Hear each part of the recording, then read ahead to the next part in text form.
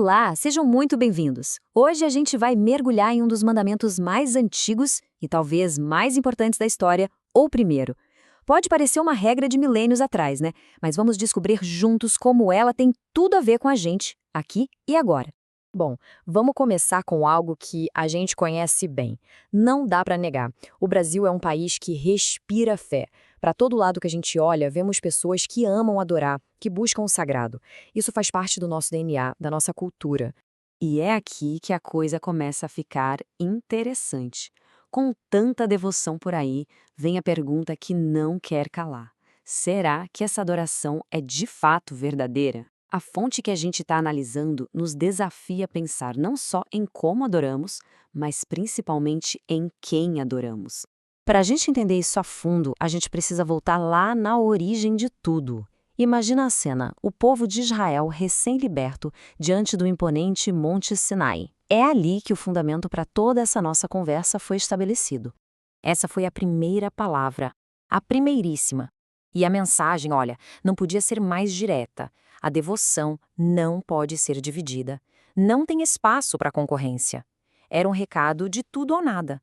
Uma lealdade exclusiva àquele Deus que se mostrou como Criador e também como Libertador. E aqui tem um ponto que muda tudo. O grande diferencial não era só ter um Deus forte. O Deus que tirou o povo do Egito se apresentou como Eu Sou, ou seja, o soberano, o único Senhor. No mundo que estava acostumado com um panteão de deuses, a ideia de um único legislador para o universo inteiro, nossa, isso era algo absolutamente revolucionário. Certo. Agora vamos fazer uma viagem no tempo e trazer essa ideia para a nossa realidade. O que seriam esses outros deuses hoje em dia? Quem são os competidores que disputam a nossa adoração no século XXI? É que os ídolos modernos raramente são estátuas, sabe? Eles são, na verdade, projeções do nosso próprio coração.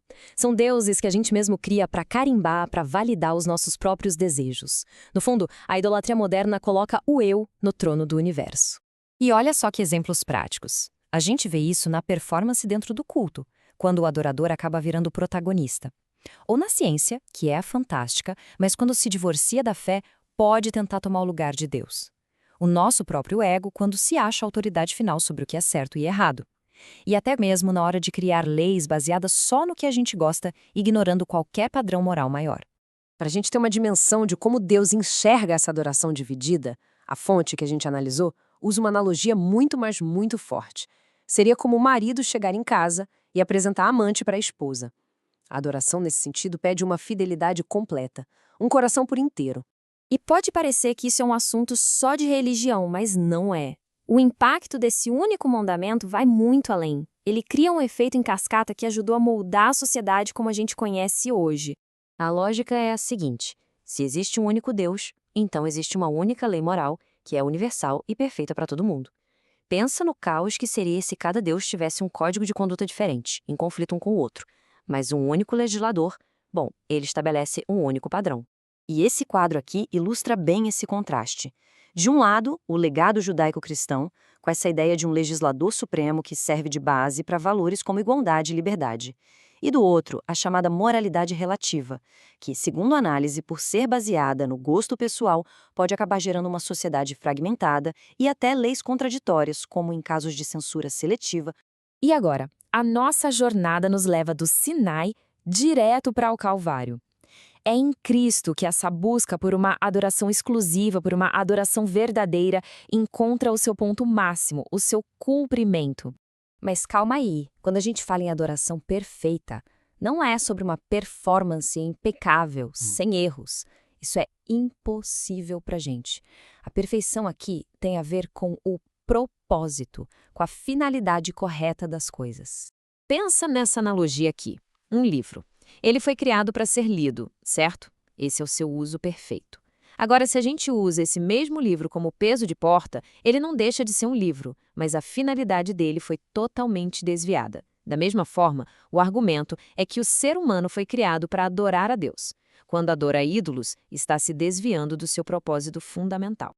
Então, em Cristo, a adoração verdadeira se define. Ela é focada no Deus Trino, Pai, Filho e Espírito Santo. Ela se torna possível por causa do sacrifício de Jesus, que nos dá acesso direto ao Pai. Ela é guiada pela verdade de Deus e não por opiniões humanas que mudam o tempo todo. E, por fim, ela liberta a gente tanto de um legalismo frio quanto de um culto que vira só entretenimento. E assim a gente encerra com essa reflexão. O primeiro mandamento, no fundo, nos força a fazer uma escolha.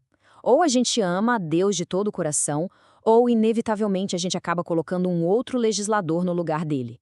A questão que fica no ar para cada um pensar é: no fim das contas, qual legislador governa de verdade a minha vida?